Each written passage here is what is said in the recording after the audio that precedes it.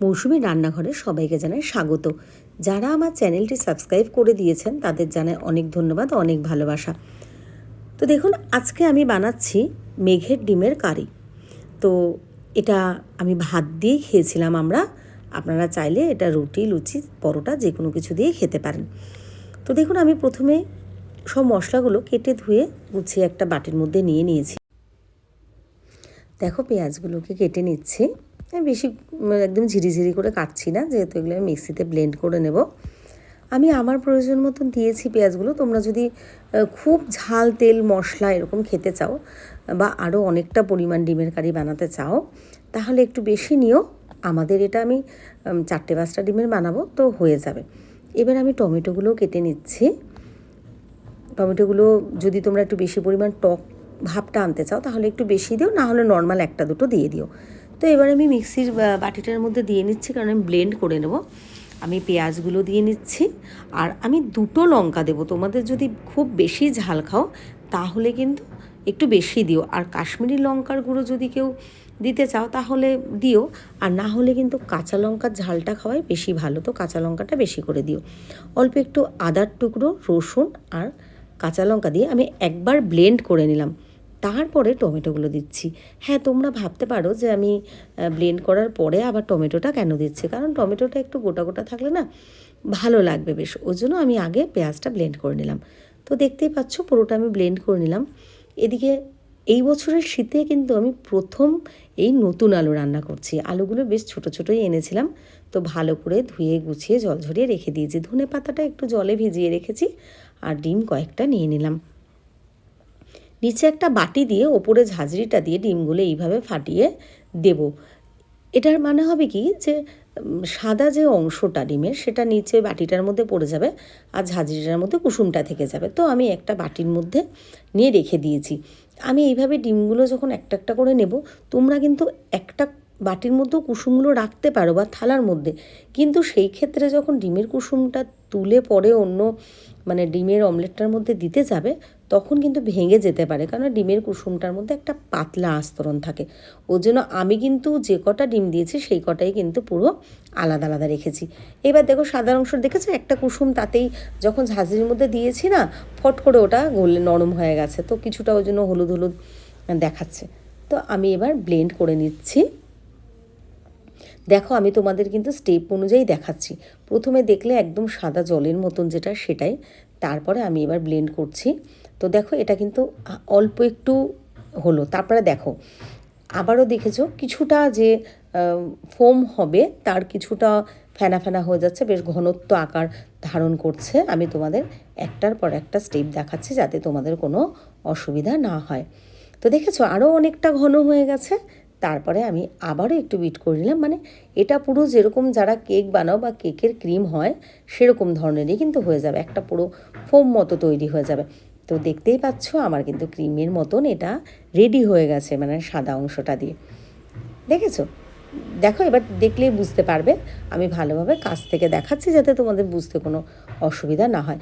এবার তোমাদের যদি কারো ইচ্ছা আর একটু বিট করতে পারো, না হলে কিন্তু এটাতেই যথেষ্ট। এবার আমি একটা ফ্রাইং প্যানে ব্রাশ দিয়ে সাদা তেল অল্প একটু বুলিয়ে নিলাম। বেশি তেল কিন্তু দেওয়ার কোনো প্রয়োজন নেই। এইবার আমি যে ফোমটা বানিয়েছি সাদা অংশটার, সেটা আমি দিয়ে নিচ্ছি। আমি 2টো করে দিচ্ছি, কারণ আমার ফ্রাইং প্যানটা বেশ ছোটো, আর তাহলে তুলতেও সুবিধা হবে। তোমাদের যদি বড় ফ্রাইং প্যান থাকে তোমরা 3-4টে, সেটা তোমাদের ইচ্ছে মতো দিতে পারো। তো ভিডিওগুলো ভালো লাগলে একটু লাইক, কমেন্ট, শেয়ার করে দিও। তোমরা ছাড়া আমি কিছুই না। যারা আমার রান্নার ভিডিও দেখতে ভালোবাসো বা পাশে থাকো, তাদেরকে অনেক ধন্যবাদ, অনেক ভালোবাসা। এইভাবেই আমাকে এগিয়ে নিয়ে যেও। দেখো, ডিমের অমলেটটা ডিমের ফোমটা দিয়ে, যেটা এটা ডিমের অমলেটই বলতে পারো, হয়ে গেছে। তারপরে কিন্তু আমি কুসুমটা মাঝখানটা একটু ফাঁকা করে দিয়ে নিলাম। দেখেছো? এরপরে এটাকে তোমরা যদি পুরো উল্টিয়ে দিতে চাও তাহলে কিন্তু দিতে পারো, আর না হলে কিন্তু এটা এইভাবেও রেখে দিতে পারো। আমি গ্যাসটা একটু কমিয়ে একটু ঢেকে দিলাম, কি ডিমের কুসুমটা যে, তাহলে ওটাও বেশ কিছুটা সেদ্ধ হয়ে যাবে আর জমে যাবে। না হলে তোলার সময় কুসুমটা কিন্তু পাশ দিয়ে পড়ে যেতে পারে, ওই জন্য আমি এটা ঢেকে নিলাম। তো দেখো, আমার সব কটা মেঘের ডিম রেডি হয়ে গেছে। এবার আমি কড়াইয়ের মধ্যে সর্ষের তেল দিলাম, একটু সাদা জিরে দিলাম, শুকনো লঙ্কা, গরম মশলা, গোটা গরম মশলা, একটা তেজপাতা দিলাম, সব একসাথে দিয়ে নিলাম। তো ভাজা ভাজা হওয়ার অপেক্ষা করছি কিছুটা, একটু বেশ লাল লাল হয়ে যাবে।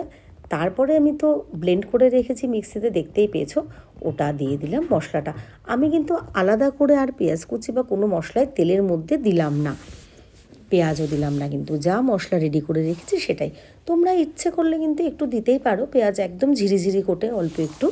তো দেখো মশলাটা আমি ভালো করে নাড়াচাড়া দিতে থাকছি। আর দেখেছো, তোমাদের বলেছিলাম প্রথমেই যে টমেটো যাতে একটু গোটা গোটা থাকে, দেখতেই পাচ্ছ কড়াইয়ের মধ্যে যে টমেটোগুলো দু একটা একটু গোটা গোটা আছে।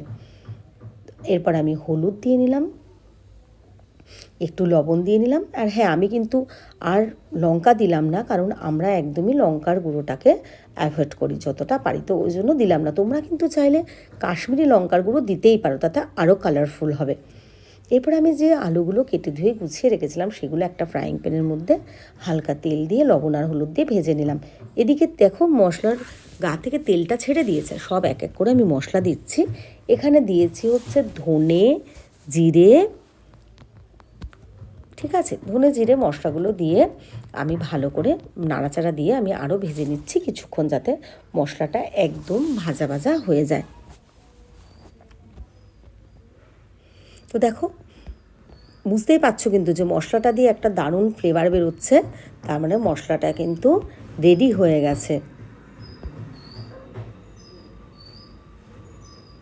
দেখতেই পাচ্ছ টমেটোগুলো বেশ একটু গোটা গোটা রয়েছে, আর মশলাটা যে রেডি হয়ে গেছে। আর দেখেছো কত কালার এসছে। আমি কিন্তু কোনো কাশ্মীরি লঙ্কার গুঁড়ো বা কোনো কালারই ব্যবহার করিনি, কিন্তু তাতেও কিন্তু খুব সুন্দর কালার হয়েছে, আর খেতেও কিন্তু ভীষণ ভালো হয়েছিল। এরপর আমি যে আলুগুলো ভেজে রেখেছিলাম সেগুলো দিয়ে ভালো করে বেশ কিছুক্ষণ ধরে কিন্তু আমি নাড়াচাড়া দিতে থাকবো, কারণ যাতে আলুটাই মশলার মধ্যেই সেদ্ধ হয়ে যায়। আর অল্প একটু জল দেবো তারপরে। তো আমি বেশ কিছুক্ষণ ভালোভাবে নাড়াচাড়া দিয়ে নিচ্ছি। পুরো ভিডিও দেখার জন্য অনেক ধন্যবাদ, অনেক ভালোবাসা। অবশ্যই একটা কমেন্ট করে বলো তোমাদের কেমন লাগলো আমার এই রান্নাটা।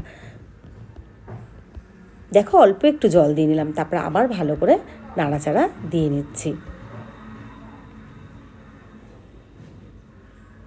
তোমরা যদি চাও তো এর মধ্যে আরও কিছু মশলাও অ্যাড করতে পারো, আর গোলমরিচের গুঁড়োটাও কিন্তু দিতে পারো, তো আমি দেইনি। তো দেখো নাড়াচাড়া দিয়ে যে প্রথমে যে জলটা দিয়েছিলাম ওটা আমি মশলা ধোয়া জল অল্প একটু, তারপরে আমরা যে খাবো বাড়িতে তার যেটুকুনি ঝোল লাগবে, বা কায়ও বলতে পারো, যেহেতু ওটা আমি একদম ঘন ঘনই বানাবো, যেটুকুনি জল দিয়েছি এটাকে ফুটিয়ে আমি আরও টান টান করে ফেলবো। এরপর আমি ঢেকে দিলাম। তো এটা বেশ কিছুক্ষণ ফোটার পরে আমি যখন দেখলাম, ওপর থেকে দেখতে পারলাম যে এটা বেশ ঘন হয়ে আসছে, বেশ ফুটে গেছে, দারুণ একটা স্মেল বেরোচ্ছে, তখন আমি এবার ধনেপাতা যেগুলো কেটে ধুয়ে গুছিয়ে রেখেছিলাম, জল ঝরিয়ে রেখেছিলাম, সেগুলো ধনেপাতাগুলো আমি দিয়ে নিলাম। দেখো রান্নাটা কিন্তু আরও ঘন হয়ে গেছে। ওপর থেকে গরম মশলা ছড়িয়ে দিলাম।